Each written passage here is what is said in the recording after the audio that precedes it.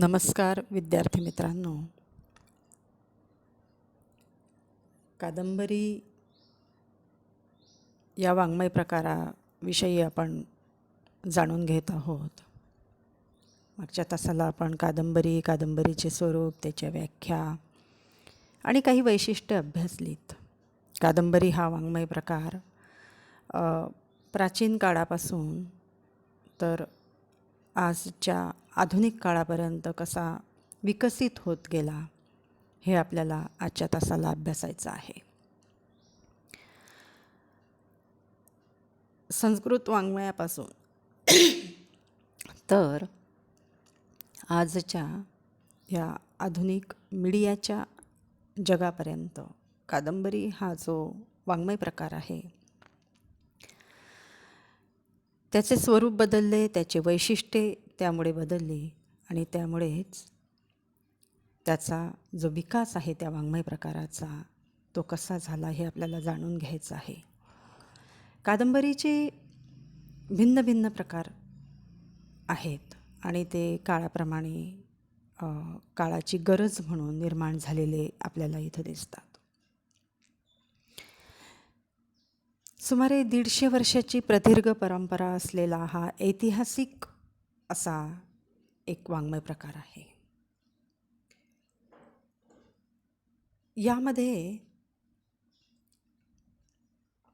मुख्यतः आपण काळाप्रमाणे जर विचार केला तर वास्तववादी कादंबरी, गांधीवादी कादंबरी, प्रादेशिक, ऐतिहासिक, चरित्रात्मक, पौराणिक, राजकीय, मनोविश्लेषणात्मक, महानगरीय, ग्रामीण, दलित, जनवादी, आदिवासी आणि वैज्ञानिक हे प्रमुख प्रकार आपल्याला सांगता येतात. शिवाय यामध्ये स्वातंत्र्यपूर्व कालखंडातील कादंबरी वाङ्मय आणि स्वातंत्र्योत्तर कालखंडातील कादंबरी वाङ्मय यामध्ये असलेला भेद, असलेली वैशिष्ट्ये ही पण आपल्याला अभ्यासावी लागतात. वास्तववादी कादंबरी जी निर्माण झाली तर तो एक सामाजिक कादंबरीचाच प्रकार म्हणून. वास्तववादी कादंबऱ्या एका अर्थी कल्पनारम्य कादंबऱ्यांच्या किंवा कल्पनारम्यतेच्या विरुद्ध टोकच जणू. वास्तववादी म्हणजे वस्तुस्थितीचे यथार्थ चित्रण करणे, पण तेवढेच करून त्या थांबत नाहीत. तर या कादंबऱ्यांनी सभोवतालच्या सृष्टीचा, समाजातील तळागाळातील लोकांच्या जीवनाचा सुद्धा वेध या कादंबऱ्यांमधून घेतलेला आपल्याला दिसतो. आणि मुख्य उद्देश या कादंबरी वाङ्मयाचा किंवा या वास्तववादी कादंबरी या प्रकाराचा हा असतो की समाजाच्या जीवनाचे सर्व अंगांनी चित्रण करणे. कारण साहित्याच्या केंद्रस्थानी माणूस असतो आणि म्हणून समाजाचं चित्रण त्यामध्ये आलेलं असते. काही उदाहरणं आपल्याला देता येतील. हरिभाऊ आपटेंची मधली स्थिती पण लक्षात कोण घेतो, किंवा भावी वरेरकरांची धावता धोटा, वि स खांडेकरांचं नाव आपल्याला ज्ञात असावं. वि स खांडेकरांची वासुनाका नावाची कादंबरी आहे, माफ करा, अश्रू नावाची कादंबरी, भाऊ पाध्ये यांची वासुनाका, या काही वास्तववादी कादंबऱ्या ज्या आहेत मराठीतल्या त्या उल्लेखनीय अशा आहेत.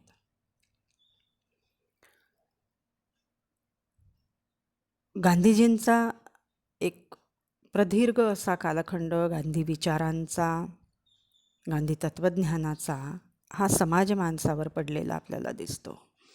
आणि मग गांधीजींच्या त्या विचारप्रेरणेतून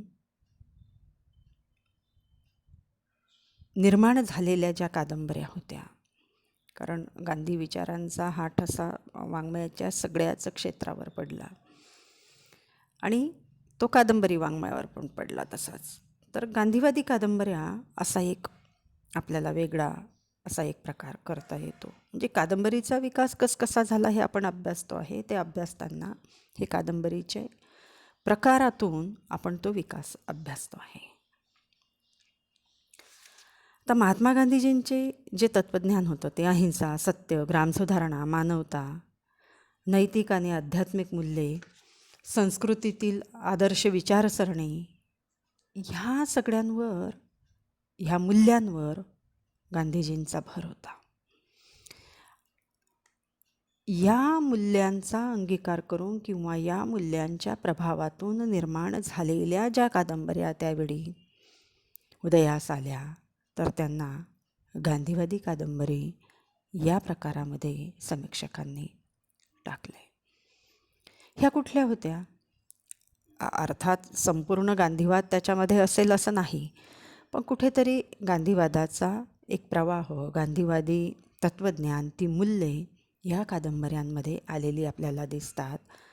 वामजोशींची इंदू काळे सरला भोडे, साने गुरुजींची श्यामची आई, वि स खांडेकरांची कांचनमृग, या कादंबऱ्यांचा विचार किंवा या कादंबऱ्यांचा आपल्याला इथं उदाहरण म्हणून घेता येतात. आणखी एक प्रवाह, अर्थात हा स्वातंत्र्योत्तर कालखंडातला प्रवाह आहे, प्रादेशिक कादंबरी. प्रादेशिक कादंबरी म्हणजे विशिष्ट प्रदेशातील जीवनाचे यथार्थ केलेले चित्रण. जे विशिष्ट प्रदेश, कोकणचा प्रदेश असेल, खानदेशचा असेल, वऱ्हाड प्रांत असेल किंवा मराठवाड्यातला प्रदेश असेल, तर ह्या विशिष्ट प्रदेशातील जीवनाचं केलेलं चित्रण. अशा खूप साऱ्या कादंबऱ्या मराठीमध्ये आलेल्या आहेत. आनंद यादवांच्या आहे, रा रं बोराडेंच्या आहेत, श्रीना पेंडसेंची गारंबीची बापू आहे, एल्गार आहे, रथचक्र आहे. या कादंबऱ्यांमधून कोकणचा परिसर, पेंडसेंच्या कादंबऱ्यांमधून कोकणचा परिसर यांचं चित्रण आलेलं आहे. तर या कादंबऱ्यांचा आपल्याला इथं उल्लेख करता येतो. तर व्यंकटेश माडगुळकरांची बनगरवाडी आहे, त्यामध्ये रणजित देसाईंची माझा गाव आहे, वऱ्हाडातले उद्धव शेळके यांची धग आहे, आनंद यादवांची गोतावळा आहे. खरं तर ती ग्रामीण कादंबरीमध्ये आपण समाविष्ट तिला करतो, पण तीमध्ये सुद्धा प्रादेशिकतेचा आविष्कार असलेला आपल्याला दिसतो. ऐतिहासिक कादंबरी. आता ऐतिहासिक कादंबरी ही अर्थातच इतिहासाच्या आधारे लिहिली जाते. इतिहासकालीन पात्रे, घटना, प्रसंग, त्यावेळच्या व्यक्ती, त्यावेळचा काळ, स्थळ, ह्या सगळ्यांशी ती बांधील असते.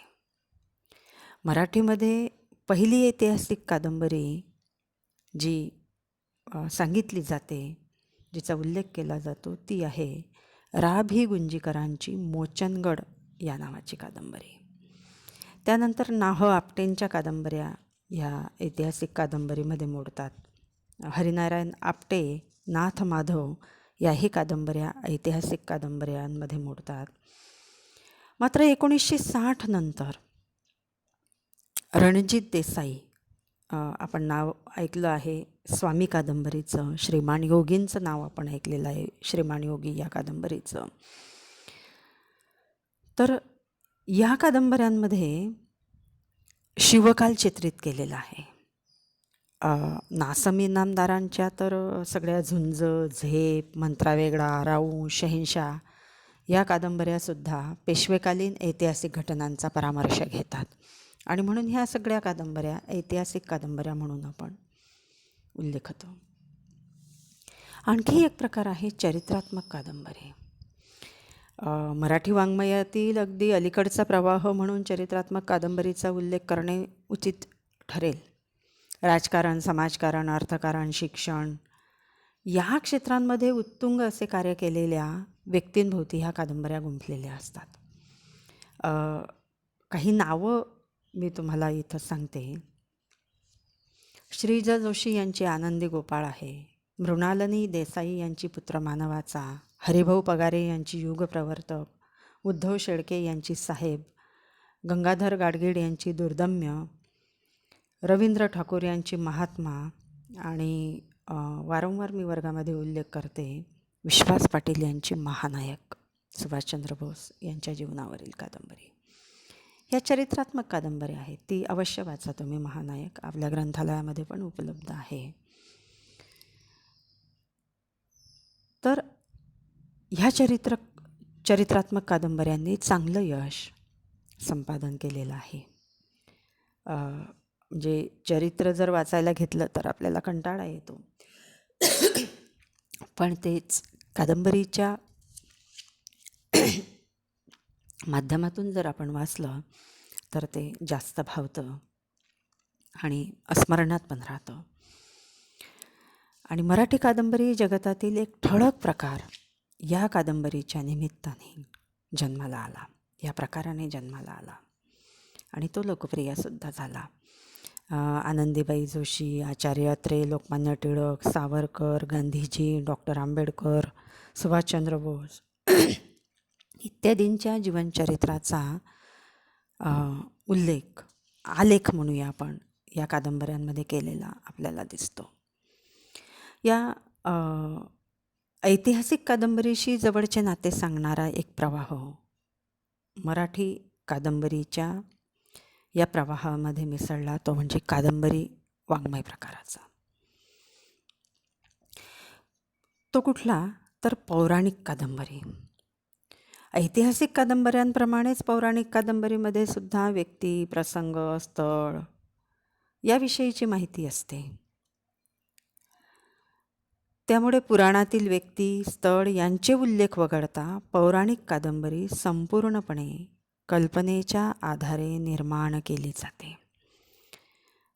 ऐतिहासिक कादंबरीमध्ये स्थळ काळाला, व्यक्तींना महत्त्व असते, पण पौराणिक कादंबरीमध्ये आता त्या व्यक्ती नाहीत, स्थळही नाही आणि त्याला काळ खूप लोटलेला. पौराणिक व्यक्तिरेखांच्या संदर्भातले जे काही आपल्याकडे कथा होत्या, जी पुराणं आख्यानं होती, तर त्याच्या आधारे ह्या निर्माण केलेल्या कादंबऱ्या, म्हणजे उदाहरणार्थ रामायण असेल, महाभारत असेल, या महाकाव्यांतून त्यातील व्यक्तिरेखांच्याद्वारे किंवा व्यक्तींच्या आधारे ह्या कादंबऱ्या निर्माण झालेल्या आहेत. आता आपल्याला एका कादंबरीचा उल्लेख केल्यानंतर तुमच्या लक्षात येईल की वि. स. खांडेकरांची ययाती ही कादंबरी पौराणिक कादंबरी. गोंनी दांडेकरांची कर्णायन, कर्णाच्या जीवनावरची, शिवाजी सावंतांची मृत्युंजय ही कादंबरी, किंवा रणजित देसाईंची राधेय ही कादंबरी, या कादंबऱ्यांचा आपल्याला उल्लेख करता येतो. तर यानंतर राजकीय कादंबऱ्या आपण विचारात घेऊया. राजकीय कादंबऱ्यातून अर्थातच राजकीय घटना, त्यातील व्यक्तींच्या जीवनप्रवास, हे सगळं पार्श्वभूमीसारखं या कादंबऱ्यांमध्ये असते. राजकीय घटनांचे, राजकीय जीवनानुभवांचे, राजकीय प्रवाहांचे चित्रण तीमध्ये असते आणि राजकीय वातावरणाचा ठळकपणे या कादंबऱ्यांमध्ये वापर केलेला असतो.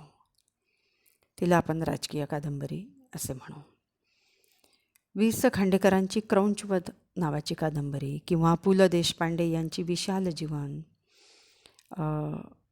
गत्रम माडखोलकरांची मुक्तात्मा ही कादंबरी, किंवा मुखवटे, शाप आणि चंदनवाडी या कादंबरीचा मी प्रामुख्याने राजकीय कादंबरी म्हणून उल्लेख करेल. शिवाय अरुण साधूंची मुंबई दिनांक, सिंहासन या कादंबऱ्या आपल्याला राजकीय कादंबऱ्या म्हणून सांगता येतील. एक आधुनिक काळामध्ये एक प्रवाह कादंबरी या प्रकारामध्ये समाविष्ट केलेला आहे आणि तो म्हणजे मनोविश्लेषणात्मक कादंबरी. पात्रांच्या मानसिकतेचा, पात्रांच्या मनाचा यामध्ये सूक्ष्मवेध घेतलेला असतो. पात्रांच्या मनात त्याच्या स्वभावात होणाऱ्या बदलांवर वा विकासांवर, त्यातील घडामोडींवर लक्ष केंद्रित करणारी ही कादंबरी असते.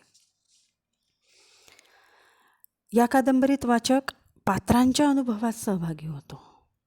माणूस नावाच्या प्राण्याच्या स्वभावधर्माचे विविध नमुने, प्रकार, त्यात घडणारे सूक्ष्म बदल या कादंबऱ्यांमध्ये चित्रित केलेले असतात.